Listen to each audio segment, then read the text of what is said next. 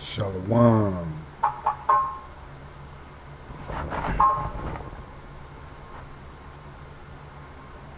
Shalom. I just want to get into an introduction to the Forgotten Books of Eden. Alright, this is by Pratt, but I want to get into this introduction. This introduction is by William N. Guthrie. Okay, and it talks about an American Indian song in his very own. Now, this Forgotten Books of Eden is just, as they say, books that are left out of the Torah. Okay, so there's books of Adam and Eve, first and second book of Adam and Eve, the testament of the 12 tribes. What else is actually in here? The Odds of Solomon, the Secret Books of Enoch, the Secrets of Enoch, the Psalms of Solomon, the Letter of Aristus, and the fourth book of Maccabees, and the story of Ahchwa. Yes, sure. So this is something like the Apocrypha. The Apocrypha is still in different books that have been left out of the Torah. And when I say Torah, I'm talking about the Old and the New Testament. So, an American Indian song in its very own. Now, this book having relation to the Torah, is not ironic, but it actually is official. Being that America is an American Indian song, but being that America is the old world.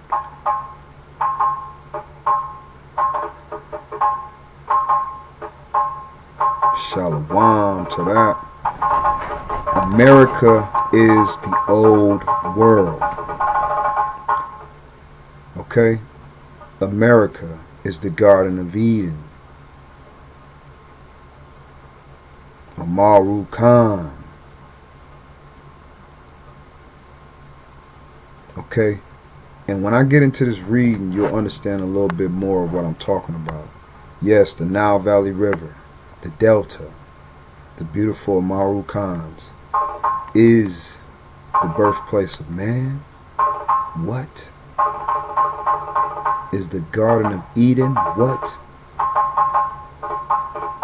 Enoch said the tree went from the Garden of Eden up to the heavens, up to the seventh heavens. And in that seventh heaven where he's seen all the beautiful herbs, plants, trees, flowers, shrubs, beautiful fragrances, vegetable pulse of every seed. An American Indian song is his very own. Okay, who is he talking about? What are they talking about? They talking about the American man, the American Naga. Okay, his very own song. What song? The song about Adam and Eve? How is that? How is a song about Adam and Eve from the Forgotten Books of the Eden an American Indian song? See, after you get done dodging all your hijacks, then you see no other man can sing it without his explicit permission. Okay?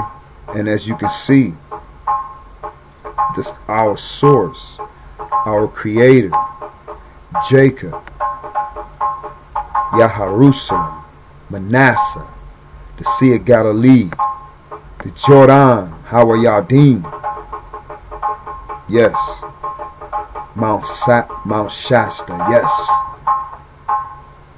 yes, Mount Warama, yes, it's right here, family. It's right here, Shabbatah.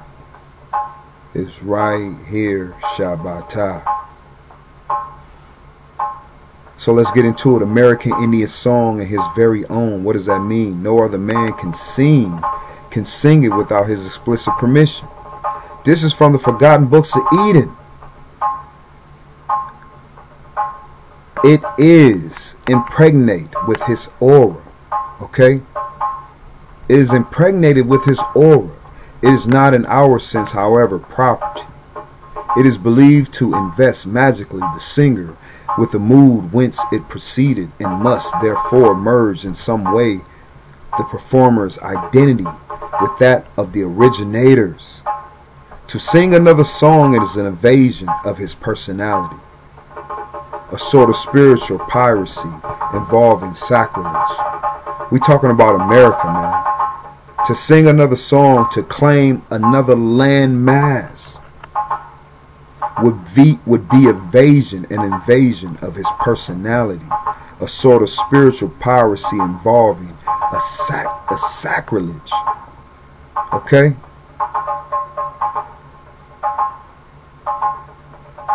That's deep, Khan. But that's telling you about the Amerikan DNA. The Amerikan blood belongs to the Americas. Alright, so dodge all your hijacks of anyone trying to take that from you. My American Negro. My American Nagra. Alright, when last year in Arcady in Anzrinza, I induced primitive shepherds to sing and play for me lustily all sorts of occasional songs and rituals. They refused to do a burial chant most positively, for to perform one surely cause a death in the house. As you can see, in the old days, we didn't play with music, man. We didn't play with burial chants. So we wasn't singing about dying, because for sure someone would die. So you can see, man, as the hijack is real, as in the music today, they have you singing and rapping about death, sad songs, depression. You know what I'm saying? In reality, that's what brings on the death and oppression, is when you sing it or say it, it brings it to an existence. A little reflection, and us ancient ones knew that. A little reflection on these two paragraphs may perhaps make the reader realize the authorship was once a thing of great hazards. If one had something great and new to say and wanted to circulate widely, one would naturally prefer anonymity. And what that means is that exactly what it says, that one wanted to be anonymous. So they would never say, if they wanted something to go out widely, means circulate to everyone, it would be an anonymous. It wouldn't say, oh yeah, this came from such and such. You understand? So therefore, that was something that was practiced, an anonymous, or as you can say, pseudo pseudoographer, right? Pseudo is, you know, many people think that, as I said again, that pseudo is something fake. No, it's not nothing fake. It's just an anonymous author. That's what pseudo means. So anonymity will be another name for pseudo. Alright, so you can see that's an ancient practice. Okay, indeed, by the Hebrews, the story was popularly presumed to have its hero for its authors. Okay, Moses wrote the account of his own death.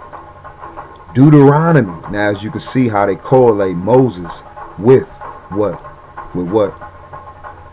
An American Indian song, man. An American Indian song. Alright? Shalom. So y'all, man, y'all so-called Hebrews, man, get with it, man. You American Hebrews, get with it. You lost in the sauce as far as what's going on and who you are and where you from. An American Indian song in his very own, man. In his very own correlates with the Hebrews, man. With the Hebrews and with Moshe. Alright? With Moses and David. Menasseh was here, man. Menasseh was here. Jerusalem, stand up. Alright? Tribe up, man. Get back to your tribe, man. Tribe up. Indeed, by the Hebrews. Alright? By the Hebrews, the story was popularly presumed to have its hero for its author. Okay? A hero for its author. Moses wrote Hamashiach. Wrote the account of his own death. Alright? Deuteronomy was, of course, his own work, although obviously intended to alter the traditional religion. Alright? Deuteronomy was intended to alter the traditional religion. Jonah wrote the little novel about himself. David was the author of Psalms. Alright? David was the author of Psalms because reported to have instituted the first temple choir. Alright, David instituted the first temple choir. And as a lad, a young man, to have played the harp, soothing the nerves of King Saul. Alright, we know about David and King Saul. King Saul jealousy over David, right? Being the chosen one. When the author for this book of Job was wanted, though the whole discussion of the work proves it was written to refuse the wisdom literature, which by tradition began with Proverbs of Solomon, Moses was chosen to a suitable author. Alright, so man, I'm trying to tell you it goes all the way back from your Huimak and your Kesakota. Alright. Alright, so for centuries among the Jews, writers sought to shelter themselves behind the names of the great dead. In this, they were guilty for no fraud. They imagined what Solomon or Enoch would say or sing upon a particular theme under given circumstances. It was not really them themselves, but their Solomon, their Enoch, Solomon or Enoch in them, who uttered the new prophecies or temple praises.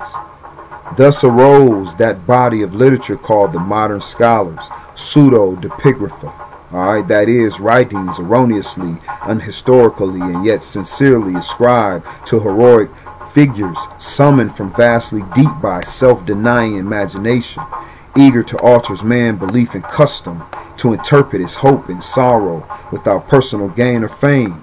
Alright, without fame is why they didn't use themselves as direct authors, okay? They were indirect with the authorship because it wasn't for personal gain or fame.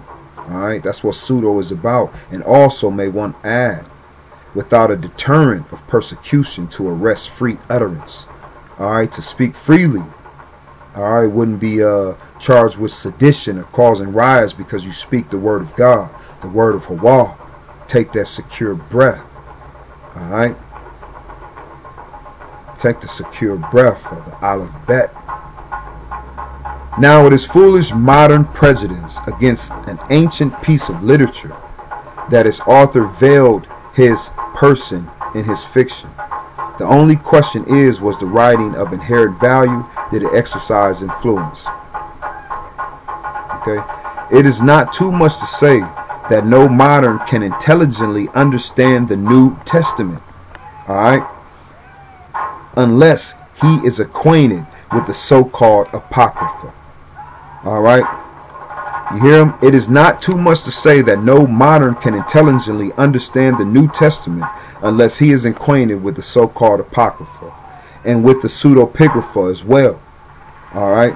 Pseudepigrapha just saying the authors who wrote the Apocrypha. Alright? And understanding the pseudepigrapha. Okay, very well, very well. Give me 1 second.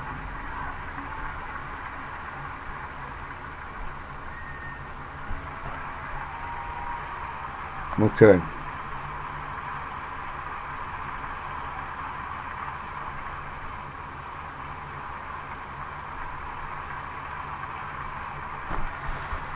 Alright, so the only question is, was it inherent value? Okay. It is not too much to say that no modern, okay, modern means just a person of new knowledge, can intelligently understand the New Testament Okay, a new modern, and when you say of new knowledge, you would equivalent that with Greek knowledge, okay, versus a Hebrew knowledge, okay, unless he or she is acquainted with the so-called apocrypha or the pseudepigrapha as well. The very words of Jesus were in many instances, okay, suggest by sayings current in his day, more or less as unconscious quotations from the testaments of the 12 patriarchs. Okay, so it's saying you would have to understand the sayings in his day. All right. The figure of the Messiah, which Jesus adapted to his creative purpose, cannot be imagined by a modern without a personal, or with a perusal, without a perusal of the Book of Enoch. Okay, which it is classic and most entrancing glorification.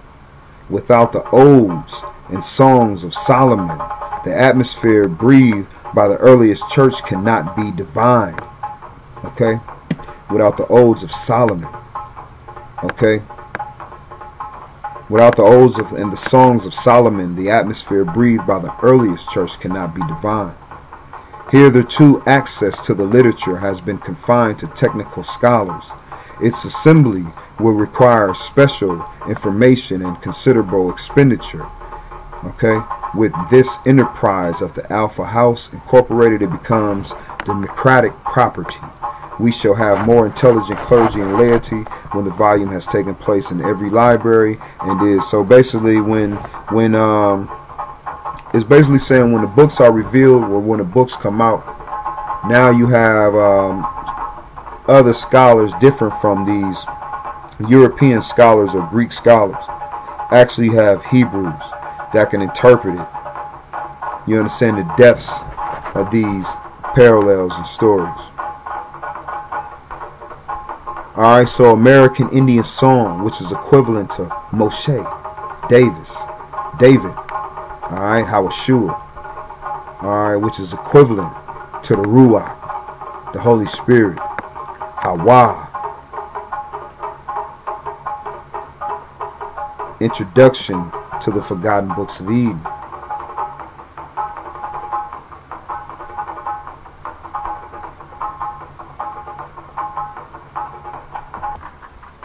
Okay, I want to get into this. We're going to get back and get some food out of this Racial Integrity Act. All right, I want y'all to look up the 1924 Racial Integrity Act by W.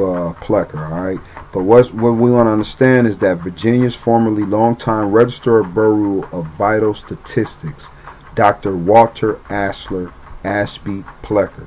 Okay, he is the Virginia's former longtime Registrar of the Bureau of Vital Statistics. Vital Statistics, man, that's the registry of all your documentation of all your family surnames and your Racial Integrity Act files. Okay, all right. This W. Plecker believed that there were no real real indigenous born Indians in Virginia, and anybody claiming to be indigenous had a mix of black blood. Okay. So in aggressively policing the color line, he classified pseudo-Indians as black, and even issued, right, in 1943, a hit list of surnames belonging to mongrel or mixed blood. But that was in 1943, right? That was in 1943. So before 1943, what this dude was doing is comprising the Racial Integrity Act. So we want to get into those documents, okay? The Racial Integrity Act. It's a bunch of documents that he put forth, sent it over to Virginia, all through the Vital Statistics and your Bureau Statistics, all your little departments over in your registrars, United States Registers Department, okay? So let's get over here and you'll see what I'm talking about. You'll see what I'm talking about. 1 second.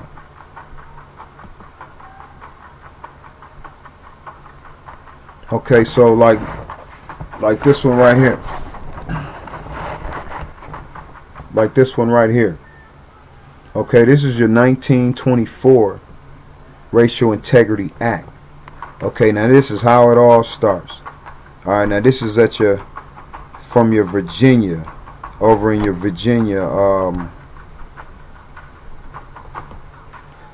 your Virginia Library of Virginia. Okay, and it's not just there, it's in a bunch of other places. Okay,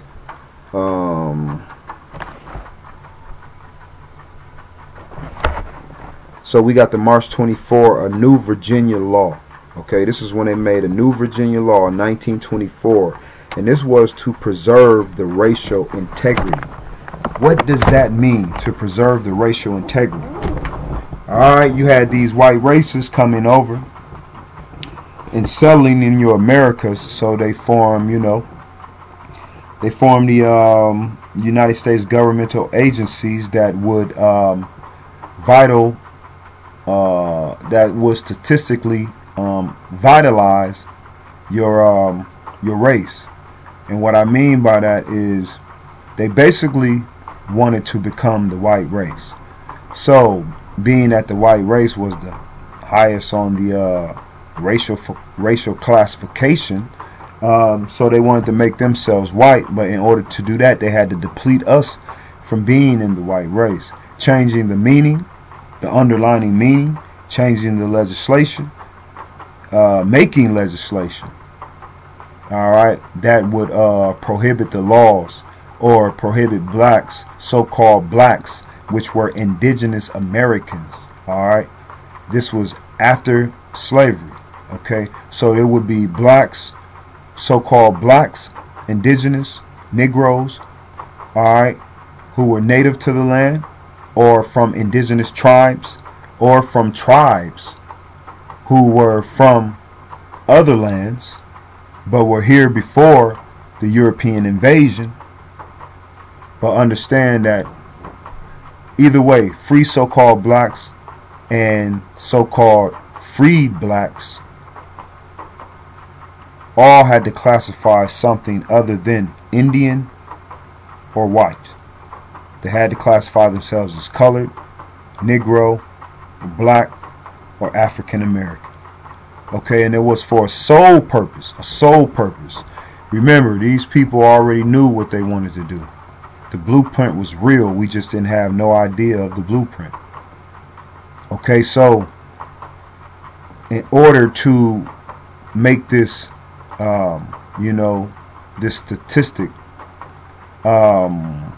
true, so they had to comprise a bunch of things, and one of them was to convert the so-called Negro, which was the Indian, the indigenous American, to something other than pure white race, or which is the ecclesiastical depiction. Couldn't be an Indian, had to be on the bottom of the totem pole, which would be black, bleached. Black not meaning nothing, not having no knowledge of who he is or what he is. Black being a Slavic. Okay, so after slavery, after the emancipation, we still were being classified as slaves. Okay, so this is W.A. Plecker, M.D., State Register of the Vital Statistics, Richmond, Virginia. Senate Bill 219 to preserve racial integrity passed the House March 8, 1924, and is now a law of the state. What is now a law of the state? This bill aims at correcting a condition which only the more thoughtful people of Virginia know the existence of. Alright, so why does the only more thoughtful people of Virginia?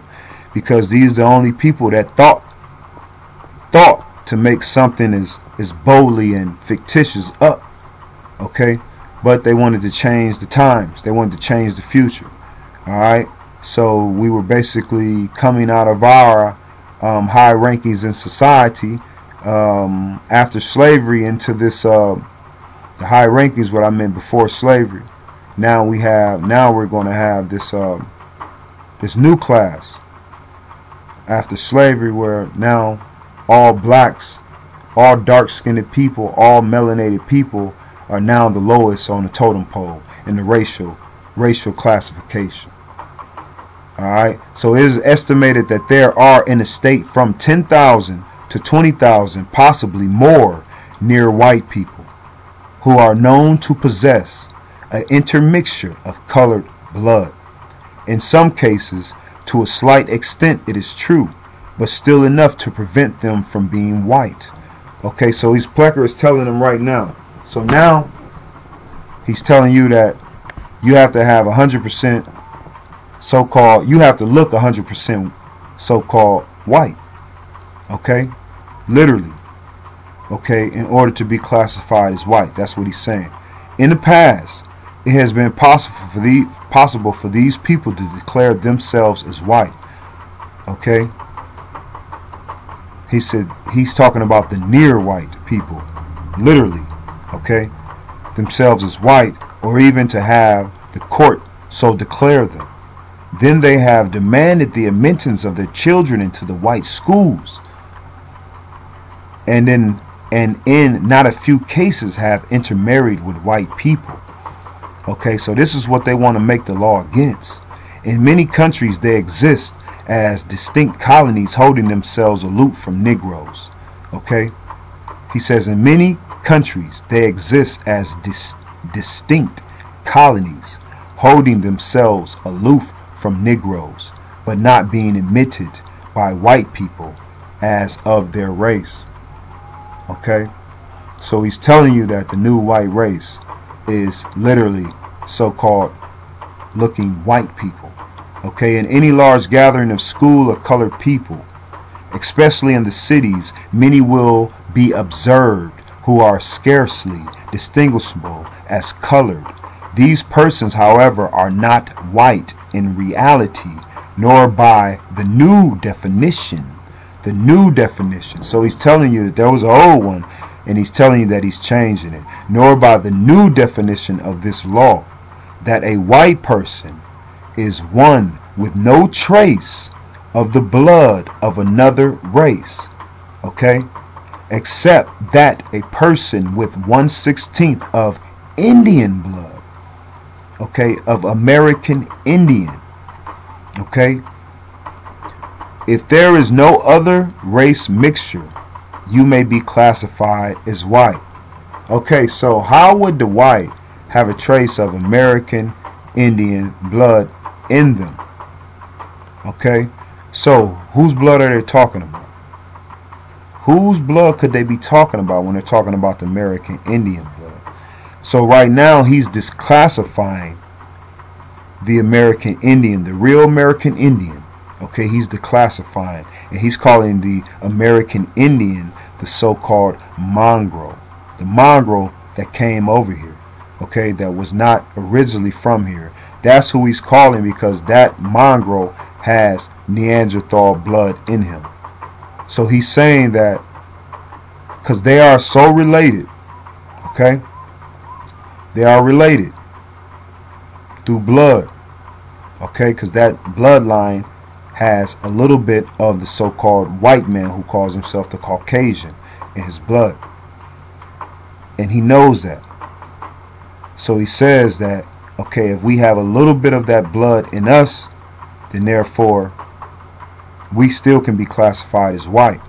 Okay? Their children are likely to revert to the distinctly Negro type even when all apparent evidence of mixture has disappeared. Okay, the Virginia Bureau of Vital Statistics has been called upon within 1 month for evidence by 2 lawyers employed to assist people with this type of to force their children into the white public schools, and by another employed by school trustees of a district to prevent this action. Okay, the Virginia Bureau of Vital Statistics has been called upon within 1 month for evidence by 2 lawyers employed to assist people of this type to force their children into white public schools, and by another employed by the 4 school trustees of a district to prevent this action. I don't get it, but they saying 2 lawyers. One, the Virginia Bureau of Vital Statistics has been called upon within 1 month for evidence by 2 lawyers employed to assist people. One to assist them into the school where the children who classified as white, and another of the school trustees of a district to prevent this action. So, I mean, I don't even get that. That's weird. But as you can see, that's what they're doing. That's to preserve the Racial Integrity Act. This is in 1924, March 8th, in the Americas, okay? Okay, this is after slavery. The American indigenous Negro is still being displaced. Okay, it's still being displaced after slavery. Where was your freedom when you were made to call yourself black? This is proof that you were made to call yourself black. Matter of fact, let me write that down. The indigenous Negro made to call himself black. The indigenous American made to call himself black. You understand?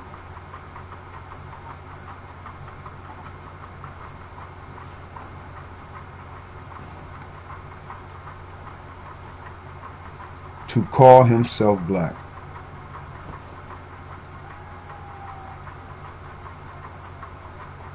Black or African American in 1924. 1924, people. So now this is the registration. This actually is the birth registration. Okay, PDL. This is the registration of birth and color, Virginia, after 1924. Printed form, Rockbridge County Clerks. All right, correspondence. 1912, 1943, local government records collection. This is Rockbridge County Courts records. The Library of Virginia. Okay, here's your the serial number for it to show you that it's that is real. It's a real instrument. Registration of birth and color, Virginia.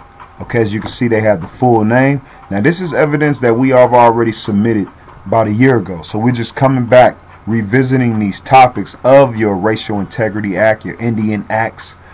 To basically, it was legislation that the Europeans had, so-called Europeans had, or your United States had declared in order to for this blueprint of their superior white race, as we could say, to coincide with other people. All right, us being inferior to their superior race, and this is how it all basically was laid out. You understand? This is how it all was laid out by this Integrity Act. So this right here would be registrations of birth, and it's letting you know that under threat and direct, the so-called indigenous Negro American was made to be called color, African American, black, and Negro. Why is that? Oh, man, because they was trying to colonize, man. Because they were colonizing. Colonialism. Alright? So, you have the full name, place of birth, the date, the sex, name of your husband if married or a widow, full name, birthplace, mother name, birthplace, okay, and color. A white person. And then on the bottom they made sure they put a white person is one with no race, no trace. Alright, I said I was right. Okay. A white person is one with no trace whatever of blood of another race. Okay? You know why they said that? Because every other race was melanated. Okay? Every other race was melanated. So, a white person. Every other race had African or indigenous peoples in their blood. Okay? Indigenous peoples. And when I say African, I don't mean a landmass, okay? I mean a people with Afro hair. Okay, Afro-cons. Okay, so are you an Afro-con? Yes, I am an Afro-con. Alright, so y'all can stop asking me the stupid ass question. Are you an Afro-con? Yes, I am an Afro-con. I am an Afro-con. Afro describes my hair. Con describes my priesthood. Con means priest. Alright, man, dodge them hijacks, man, that they sending to you, okay? A white person is one with no trace of whatever of blood of another race, okay? Except that one with 1/16 of blood of American Indian, okay? And at that time, by the 1924s, they already made the Mongrel Indian, an American Indian who was not from over here. These are the people of the Trail of Tears. Alright, when they was moved out of their lands over the Asia lands over from the Tartary to here. Okay, unmixed with other race may be classified as white. Okay, unmixed with other race may be classified as white. The date of birth omitted in desire. Okay. So I hereby affirm that I believe the statements as to color of parents on the other side of this card are correct and that I am signing. So they were relearning everyone. Do you understand that? They had classes going on. You were learning in the institutions, in the colleges. They were relearning. They were reteaching this racial classification. Ain't that something? And it was by threat and direct. It was by threat and direct because remember we seen on the letter, the Plecker letter, that he wrote to the hospitals that no one could leave the hospital if they didn't classify their baby as a Negro, as a colored or black. Their baby would be barred from discharge. They would lose their child if they didn't name them black or colored. Alright, so if the person signing statement cannot write, okay, he or she must take a mark between the given name and the last name. He or she must make a mark. Okay, if the doctor present at birth signs it, it will be accepted as an age for labor, school, etc. So as you can see, man, so when like Ecclesiastic states about the purity of the white race, meaning the cedars of Lebanon, meaning the Hebrew children, the children of Jacob.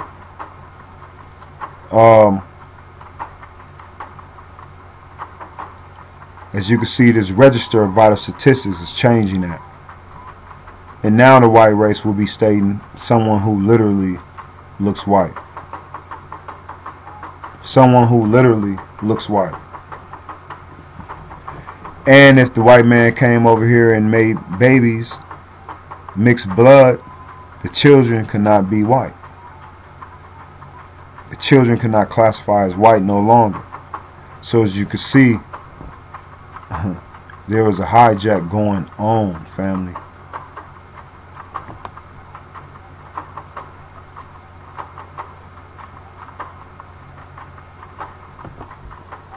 So this is part of that package, right? This is part of that Integrity Act package, okay?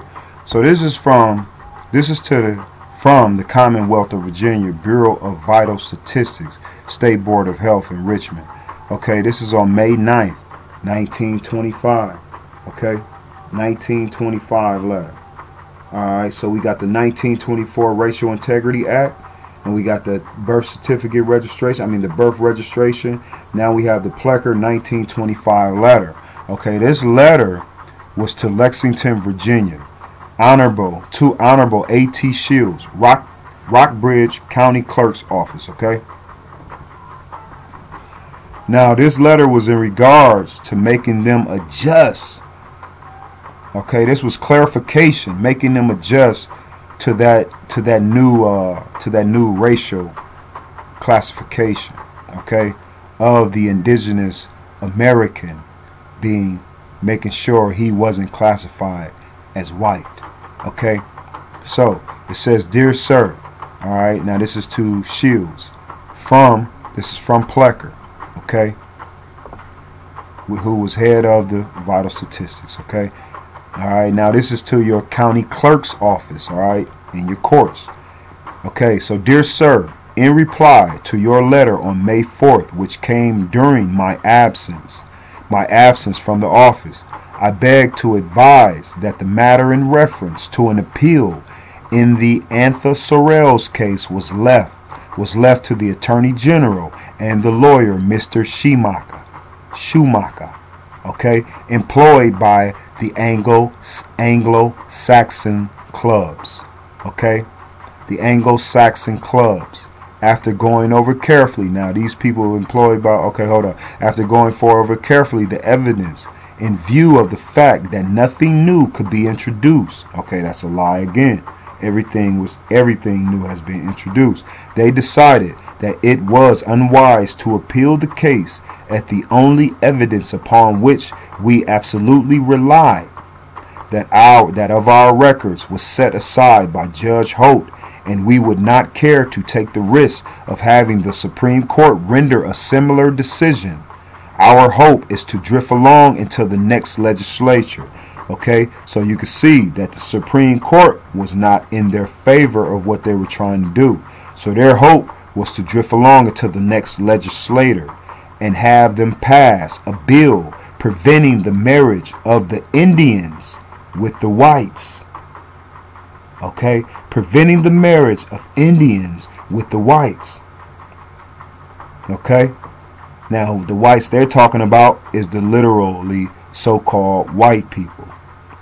Okay, in my judgment, there are no native Indians in Virginia unmixed with Negro blood.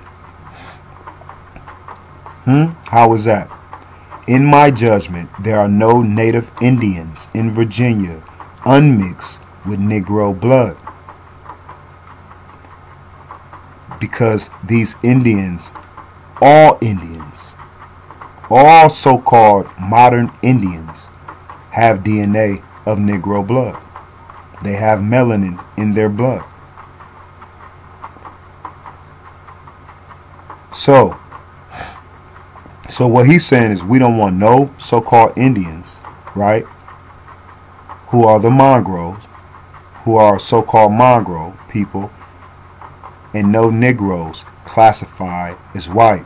So you already know at this time in 1925, the Negro has been declassified, okay, declassified from an indigenous American to a Negro, now in 1925 to a colored, black, or African American.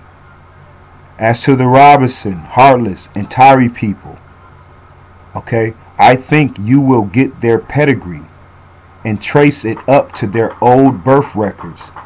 You will be pretty apt to find that part of them, if not all of them, will be recorded as colored. Okay, Robinson, Heartless, and Tyree people. They will be recorded as colored. In more recent years, however, especially since the decision in 1876, we talking about after slavery, man. So they done tossed up our records, man. They done tossed it up and did the switcheroo. A considerable portion of them in 1876, just as in the cases you mentioned, have been married as white. Okay, now how were they married as white? Because that's telling you that we classified. This is proof that the indigenous American classified as white in the racial classification. Okay, before the so-called European was here. That's what that's telling you.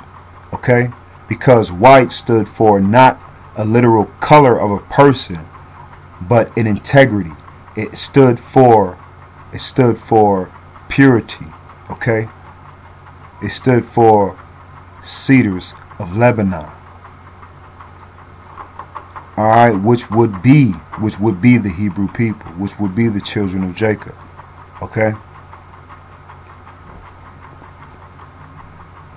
So I do not know how you can avoid it. I do not know how you can avoid it, as we would not care to have another another case treated in court or tested in court. Okay, it would really be better. It would really be better if they would accept it. Okay, see, he didn't want to have it tried in court. Okay, because he noticed we would take it to Supreme Court and they would lose, so he went around that. He said it would be really better if they would accept it. Just accept it, because we've been forcing, we killing. They're spilling blood upon this. Okay, upon these documents, they're spilling blood upon this fictitious fact that so-called literal white people, looking white people, will be classified as white. To enter them as Indians. Okay, so he said it would really be better if they would accept it, to enter them as Indians, and we can have the whole Indian outfit handled at one time by the legislator. They seem to be satisfied to be called Indian. See? See? He said they seem to be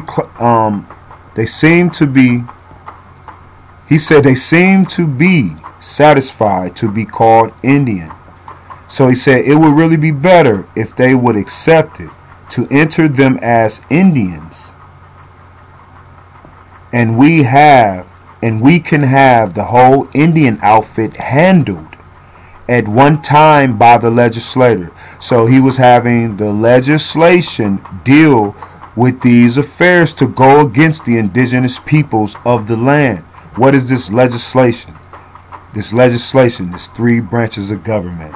These 3 branches of government who is now outside of the American people. So why did he say that we're satisfied with being called Indian? Or the Mongol is satisfied with being called Indian?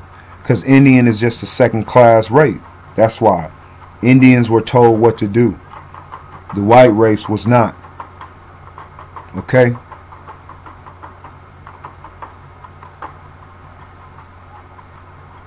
So, that's why this white race was given land. That's why they were classified to be white people. And be the new caretakers of the land. And they had to use these instruments, these documents, to set forth this marking in his story. Okay? In his story.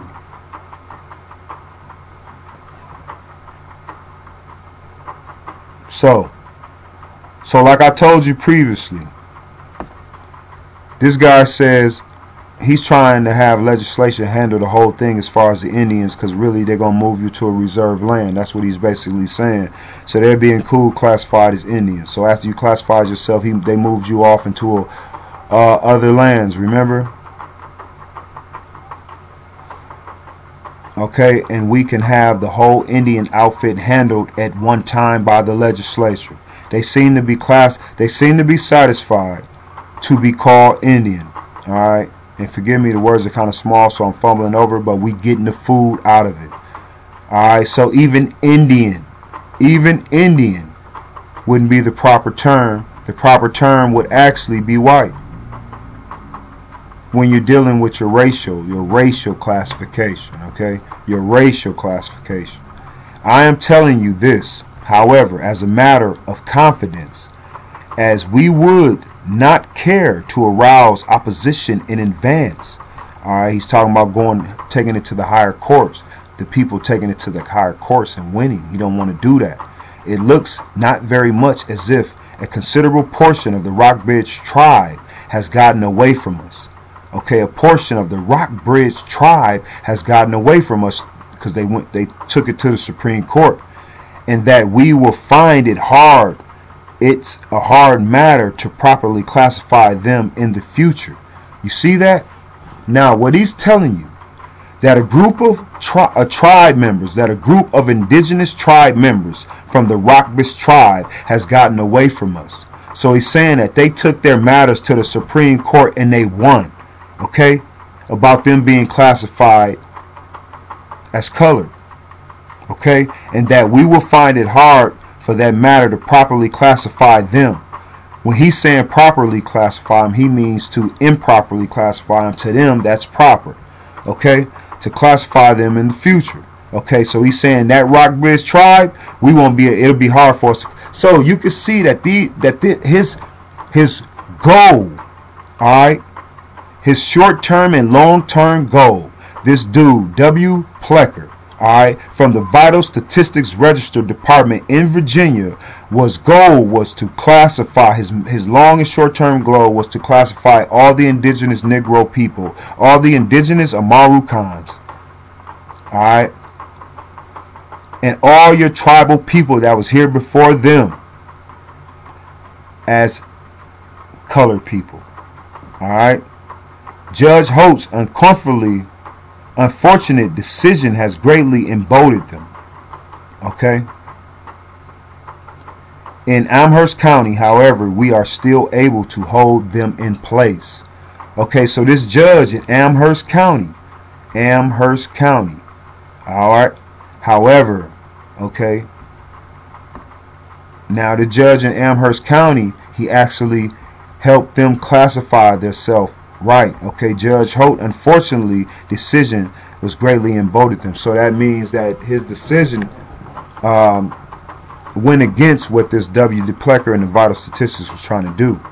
Okay, so I would suggest that you confer with our Mr.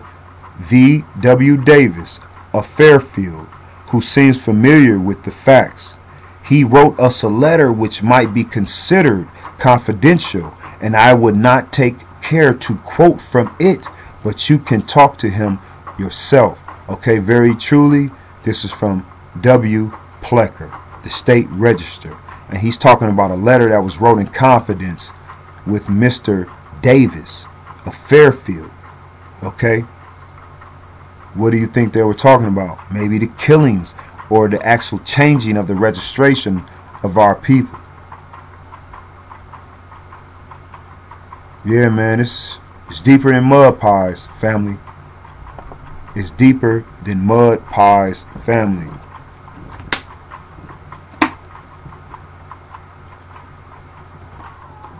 Okay, now this is going to show you how it all started. Now we can see those letters started in 1924 up until your 1945 with your W. Plecker, right? So this actually eugenics started in 1910 to the 1940s. Okay, so this is an image archive, okay, on the American eugenics movement. Now this is how they always did it. They did it with the church. They did it with everything. They have some of their people coming in over.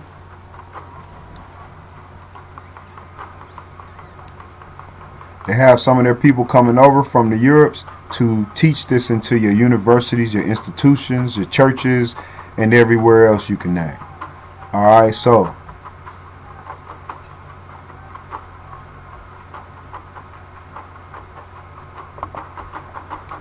okay, this is from the Dolan DNA Learning Center, Cold Spring Harbor Laboratory, Eugenics Archive. You see that family tree? That family tree, that's Anahuia right there. That's that cedar. That tree means a lot. That's breaking down. That's what they're doing. They're breaking down our family tree, our genes. So eugenic archives grow, bringing on this scientific shit, right? Eugenics archive grows to 2,200 plus items.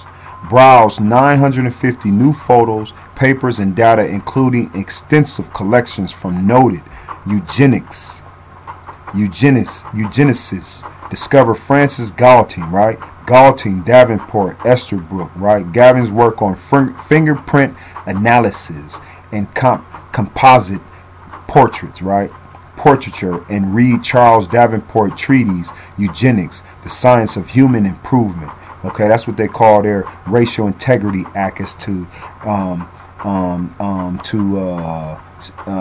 keep the integrity of this so-called literal white race. Science of Human Improvement by Better Breeding, presented in its entirety. Explore Arthur Esterbrook's field photos of subjects of his infamous or famous studies. Alright, but we know all along that this was a dupe, because what they were really trying to do is breed into the melanated man, so it would give them more time here on this planet. We already know that the sun is killing out and we're talking about this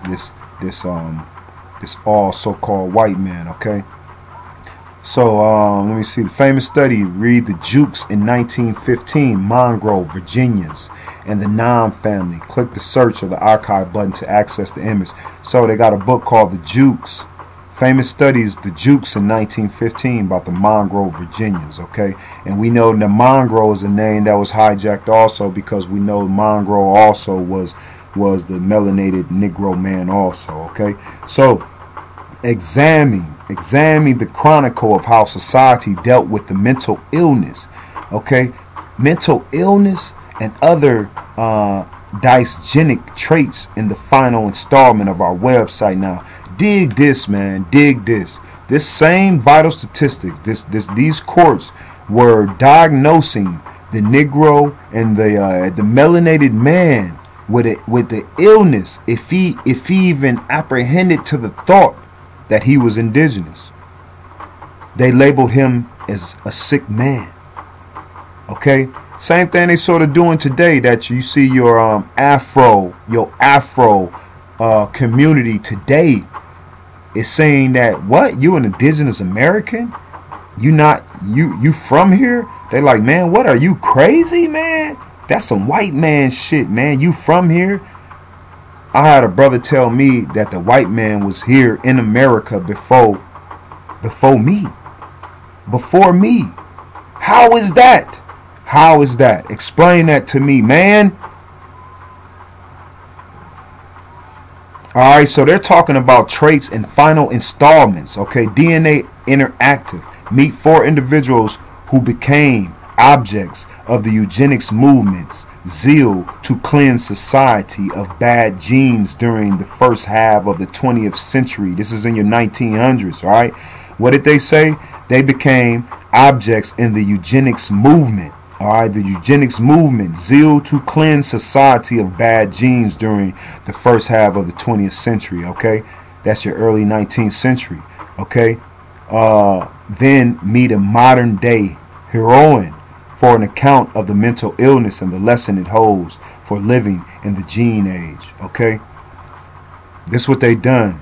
They have made everyone mental illness, cognitive dissonance, all matters of fact. Okay, the philosopher George Santayana said, those who cannot remember the past are condemned to repeat it. Okay, those who cannot remember the past are condemned to repeat it.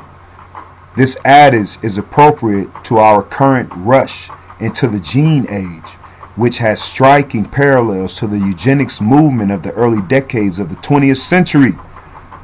Eugenics was quite literally, okay, so if you don't remember the bad things that happened to the past, it's going to fuck around and happen again. Excuse me, grandmama. So we have to be aware of what was going on. All right, we got to be aware of what was going on, because they're going to mess around and do it to you again, and you're going to be back. You're going to be back. You're going to be back in the past, man. Back in the past. Back in slavery. Back into the past. This time it's going to be worse. Okay? This adage is appropriate to our current rush in the gene age. Okay? Now there's a gene age. Okay? Well, you got now, you went from the eugenics in the early 1900s. Now you in the gene age, and they're disclassifying you as an American Indian, which were you supposed to? They're giving you everything else but that. They're convincing you of everything else but what you are. Okay? I'm just talking to the Amerikan. Alright? I'm just talking to the Amerikan. Alright? And that's 82% of my Nagas here in the Americas. Alright? This adage is appropriate to the current. Okay, so a striking parallel 20th century. Eugenics was quite literally an effort to breed better human beings. An effort to breed better human beings. To them, a better human being was a so-called literal white human being. By encouraging the reproduction of people with good genes and discouraging those with bad genes. Okay, eugenicists effectively lobby for social legislation to keep racial and ethnic groups separate, to restrict immigration in Southern and Eastern Europe, and to sterilize people considered genetically unfit. Okay, they went to a process of sterilizing you. Did you know that? Of sterilizing you. Or did you know that? Okay, one of the ways, modern ways, was Planned Parenthood. All right, Margaret Sanger, Planned Parenthood. Okay, even Obama had his parts in signing a bill to Planned Parenthood when he was in office for presidency. To sign a bill for Planned Parenthood to give abortions to underage children without parental consent. Okay, each Planned Parenthood that will participate in that legislation will get $1 million. Alright, y'all look that up. That's real. Alright, that's genocide at its fullest.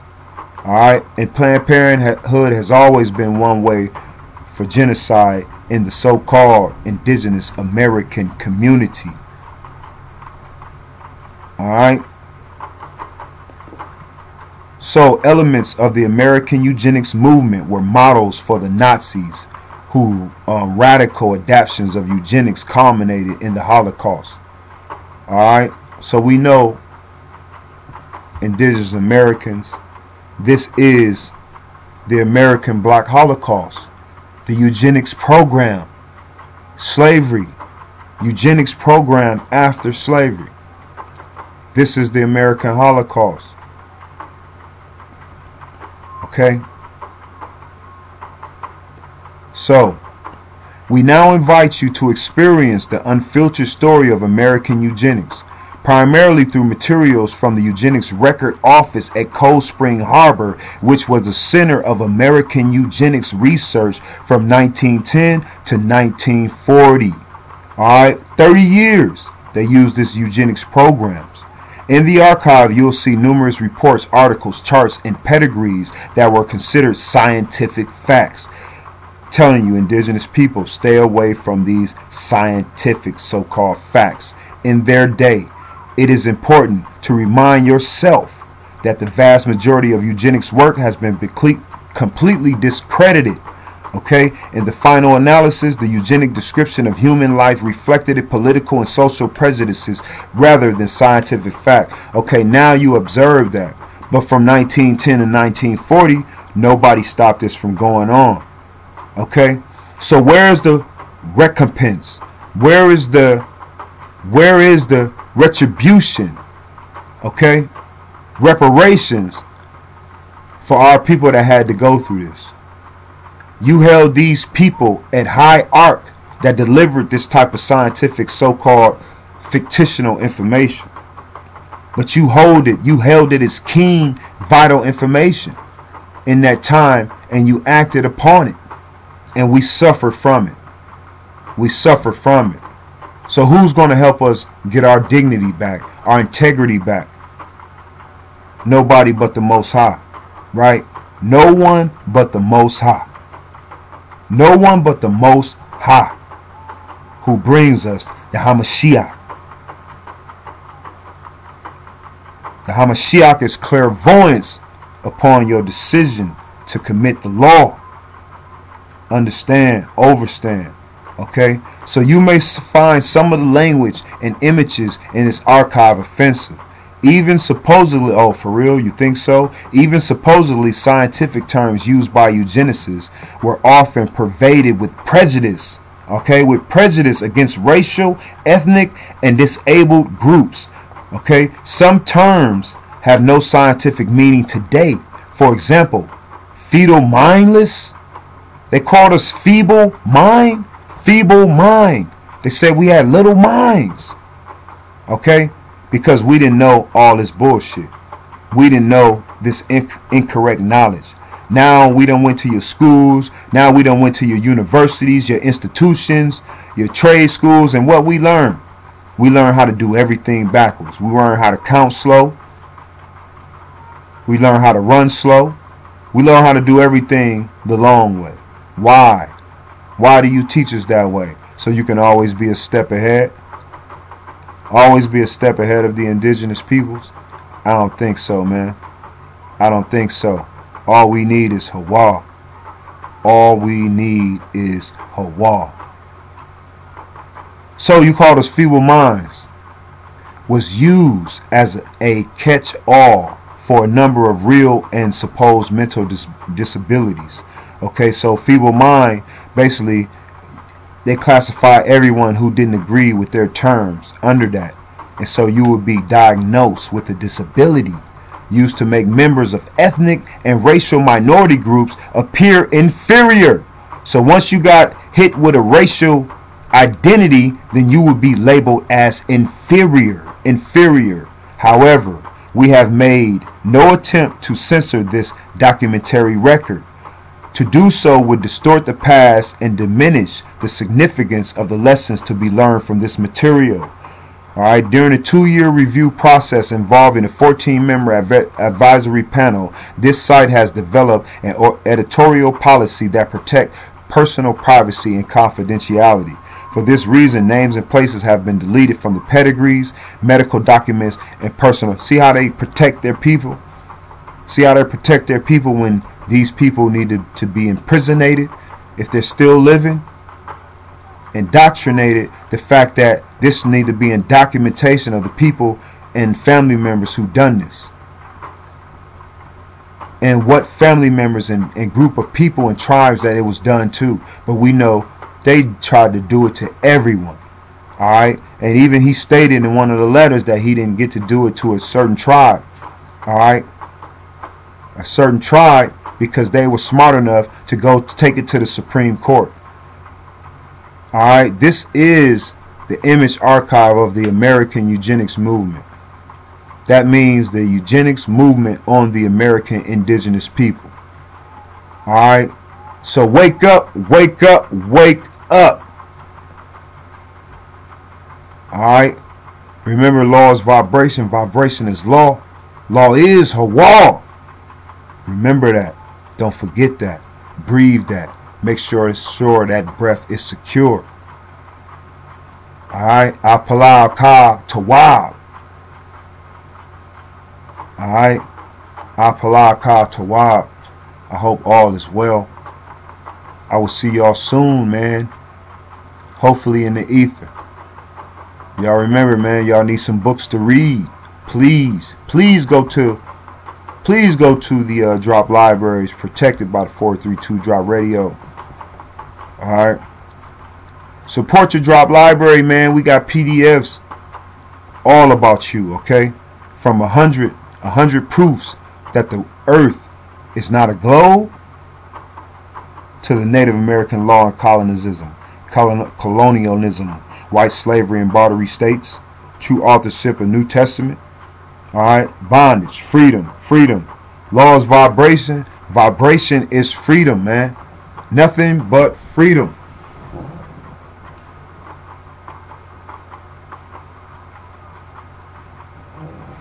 Nothing but freedom.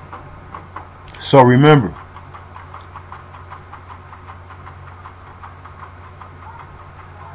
y'all get over to the Drop Library. Get over to the ether. Check us out 7 days a week. Remember, that is your American Indian song, man. American Indian song.